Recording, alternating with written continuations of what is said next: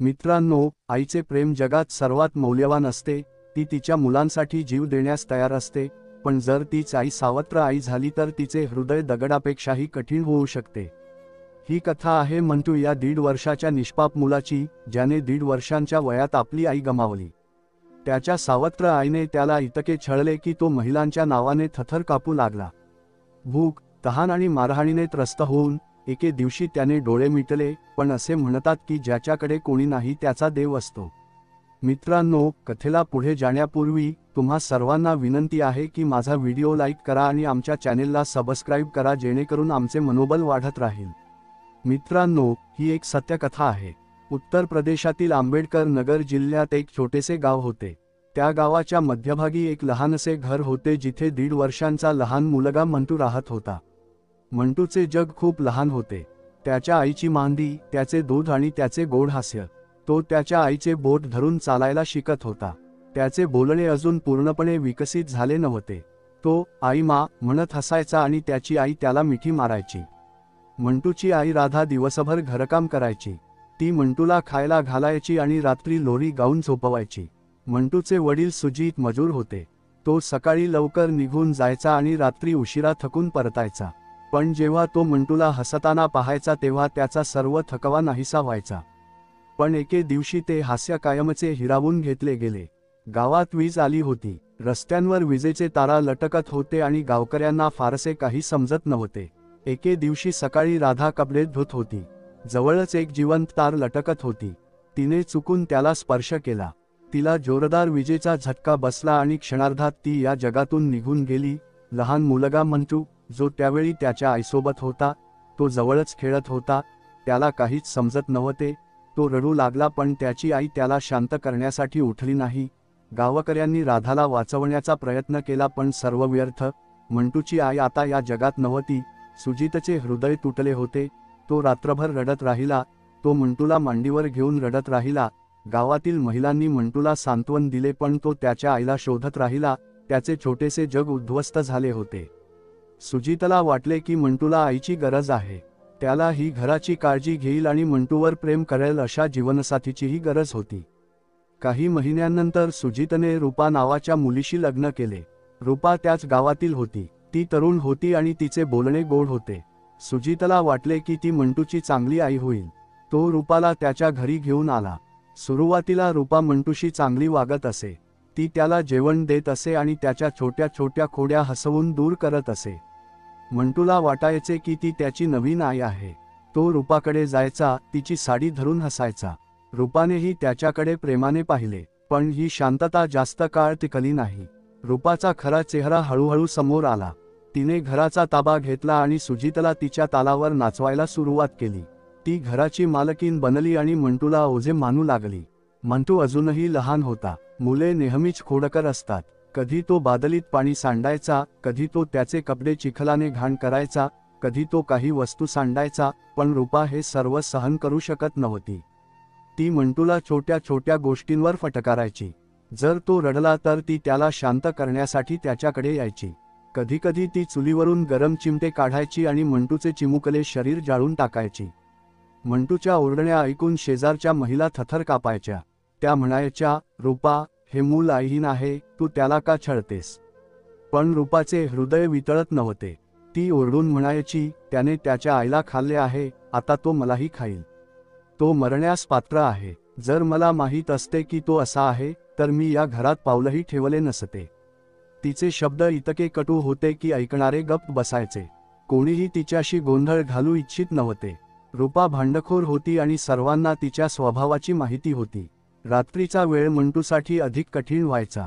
थंड हिवाळ्याच्या रात्री तो त्याच्या आईची मांदी शोधायचा. तो रूपाकडे जाऊन तिला मिठी मारण्याचा प्रयत्न करायचा, पण रूपा त्याला मारून हाकलून द्यायची. ती ओरडायची, दुसरीकडे कुठेतरी जा, इथेच झोप. जर तू लघवी केलीस तर पलंग घाणेरडा होईल. मंटूला बेडवर जागा मिळत नव्हती. तो कडेला होऊन रडत असे. सुजीत कधीकधी रूपाला खडसावत असे. तो म्हणायचा, अरे, हे लहान मूल आहे आणि त्याला सर्दी होईल. पण रूपा त्याचे ऐकत नसे. जर मंटू कुठेतरी शौच करत असे तर रूपा त्याचे कपडेही धुत नसे. तो दिवसभर घाणेरड्या कपड्यांमध्ये फिरत असे. सुजीत कामावरून परतल्यावर मंटूची अवस्था पाहून त्याचे हृदय विरघळायचे. तो त्याला आंघोळ करून स्वच्छ करायचा, पण रूपाचा दृष्टिकोन कधीच बदलला नाही. मंटूचे बालपण वेदना आणि भीतीने बुडाले. तो रूपाला इतका घाबरायचा की कोणत्याही बाईला पाहून तो घाबरायचा.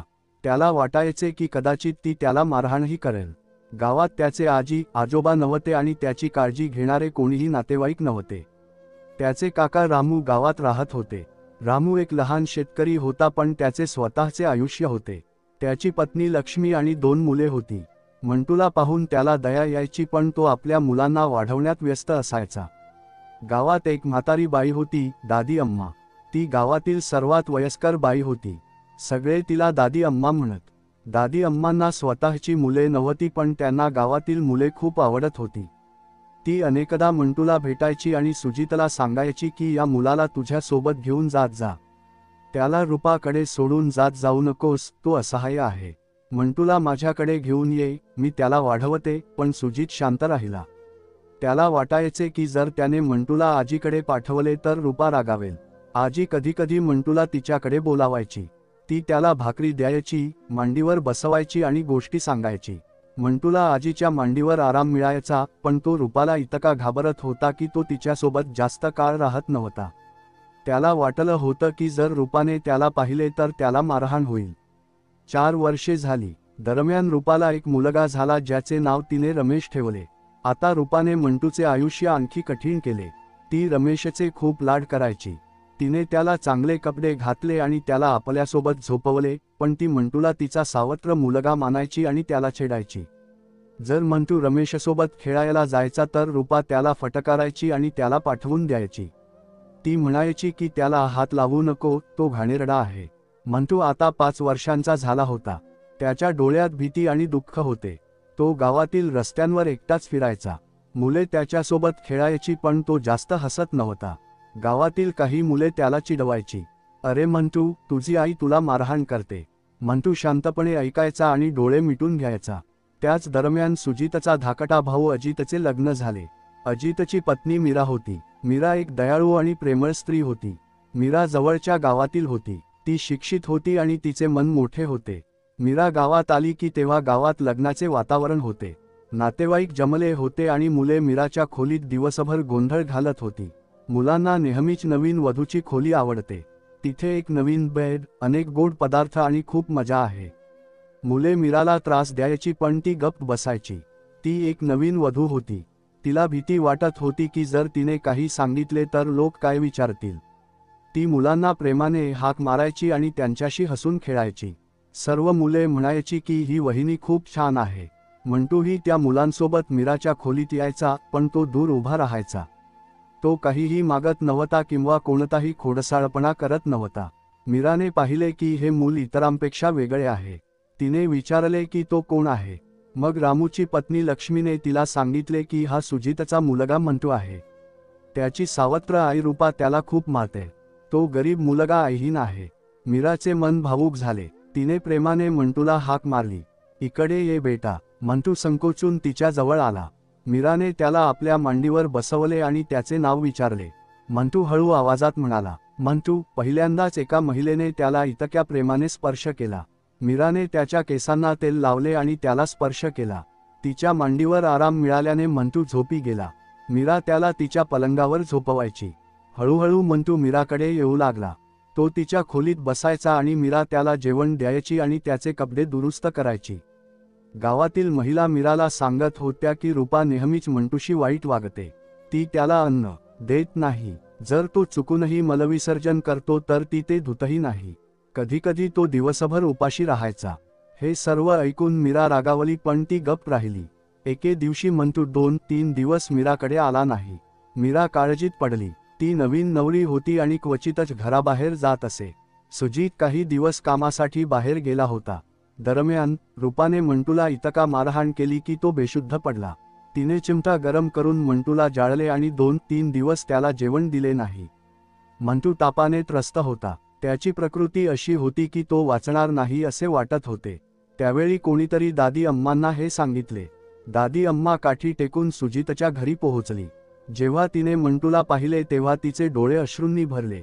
ती रूपावर ओरडली, तू माणूस आहेस की राक्षस? तू या निष्पाप मुलासोबत इतका क्रूरपणा का करत आहेस? पण रूपाने उत्तर दिले, हे माझे घर आहे का? दादी अम्मांनी गावकऱ्यांना बोलावले. सर्वांनी मंटूची अवस्था पाहिली. तेव्हाच सुजीत ही परत आला. मंटूला पाहून तो रागाने भडकला. त्याने रूपाला शिवीगाळ करायला सुरुवात केली. त्याने मंटूला उचलून रुग्णालयात नेले. गावकरी म्हणाले की आता पुरे झाले. रूपाविरुद्ध पोलीस तक्रार दाखल करा. पण सुजीत शांत राहिला. त्याला रूपाची गरज होती म्हणून त्याने काहीही सांगितले नाही. जेव्हा मीराला हे सर्व कळले तेव्हा तिला खूप धक्का बसला. ती विचार करू लागली, एखादी स्त्री इतकी क्रूर कशी असू शकते? मीराने ठरवले की ती मंटूला रूपाकडे जाऊ देणार नाही.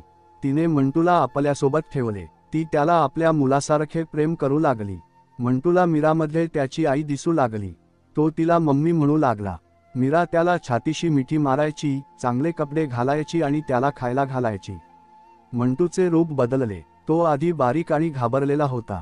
आता तो हसणारा आणि खेळणारा मुलगा बनला. काळ सरला. 12 वर्षांनी आयुष्याने एक वेगळे वळण घेतले. रूपाला 3 मुले होती, रमेश आणि 2 मुली, शीला आणि राणी.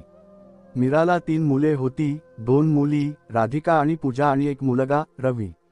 पण दारूच्या व्यसनामुळे सुजीत आणि अजित दोघांनाही जीव गमवावा लागला. आता रूपा तिच्या 3 मुलांसह आणि मीरा तिच्या 3 मुलांसह आणि मंटूसह उरली होती.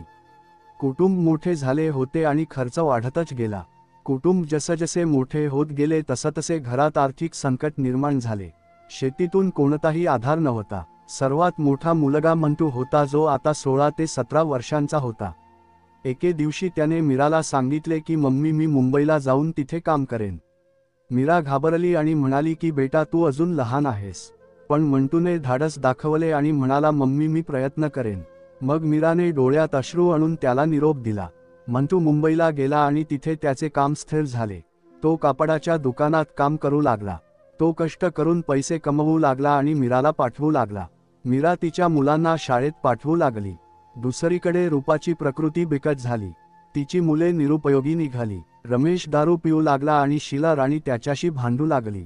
रूपाला हेवा वाटला. मग तिने तिच्या बुद्धीचा वापर केला आणि गावात आवाज काढू लागली, माझ्या नवऱ्याचा मुलगा कमावतो आणि त्या महिलेला पैसे देतो.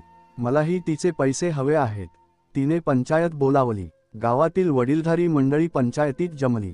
रूपाने मंटूच्या पैशावर माझा हक्क आहे असे सांगितले. मग मंटूने पंचायतीत त्याची कहाणी सांगितली. तो ढसाढसा रडू लागला. त्याने त्याच्या जखमा दाखवल्या आणि म्हणाला की मी लहान असताना त्यांनी मला चिमट्याने जाळले. माझी काय चूक होती? त्यांनी मला थुंकलेले चाटायला लावले कारण मी तिचे बिस्किट खाल्ले होते. मी ते सर्व कसे विसरू शकतो? आणि मंटूने मीराचे कौतुक केले. तो म्हणाला, या आईने मला मिठी मारली. ती स्वतः उपाशी राहिली पण मला जेवू घातले. तिला 3 मुले आहेत पण ती मला तिचा मुलगा मानते. मी तिचे उपकार कधीही विसरू शकत नाही आणि रूपाची क्रूरताही मी विसरू शकत नाही. दादी अम्मा देखील पंचायतीत उपस्थित होत्या. ती म्हणाली, मी तर आधीही सांगितले होते की या मुलाला रूपासोबत सोडू नकोस. आता बघ त्याने काय केले आहे. गावकरी गप्प राहिले. त्यांना माहीत होते की मंटू बरोबर आहे. गावकऱ्यांनी रूपाला सल्ला दिला, जर तू तुझ्या मुलांना योग्यरित्या वाढवले असतेस तर तो तुझा आधार बनला असता. मंटू, जो आज तुझा नाही, पण तो तुझाच राहिला असता आणि तू आज आनंदाने जगली असतीस. पण तुझ्या अभिमानाने आणि अहंकाराने तुला या स्थितीत आणले आहे. तू जे पेरलेस तेच तुला मिळाले आहे. असे म्हणत गावकरी तिथून निघून गेले. आता मंटू मीरासोबत आनंदी जीवन जगत होता. त्यानंतर काही दिवसांनी मंटूचे लग्न सरिता नावाच्या मुलीशी झाले. मीराने त्याची पत्नी सरिता हिला आपली सून मानली आणि ते सर्वजण एका आनंदी कुटुंबासारखे घरात राहू लागले. मंटू मुंबईत दिवसरात्र कष्ट करतो आणि मीराच्या मुलांना चांगले स्थान मिळवून चांगले भविष्य घडवण्यासाठी त्याच्या कुटुंबाला पैसे पाठवतो. दुसरीकडे रूपाचे जीवन दुःख आणि एकाकीपणाची शिक्षा भोगत आहे. तिची मुले, ज्यांना तिने कधीही प्रेम शिकवले नाही, ती आज तिला त्रास देतात. मित्रांनो, ही कथा आपल्याला शिकवते की आयुष्य मुलांसाठी एक शिक्षा आहे. ती एक आरसा आहे. तुम्ही इतरांना जे काही द्याल ते तुमच्याकडे परत येईल. मंटूचे हास्य आणि मीराचे आजचे प्रेम हे त्या आरशाचे तेज आहे जे आपल्याला सांगते की खऱ्या प्रेमाचा आणि चांगुलपणाचा मार्ग नेहमीच प्रकाशाने भरलेला असतो. तर मित्रांनो, तुम्हाला ही कथा कशी वाटली? तुमचे विचार आम्हाला कळवा. तसेच जाण्यापूर्वी व्हिडिओ लाईक करा आणि आमच्या चॅनेलला सबस्क्राईब करा. पुढील व्हिडिओमध्ये एका नवीन कथेसह भेटू. जय हिंद, जय महाराष्ट्र.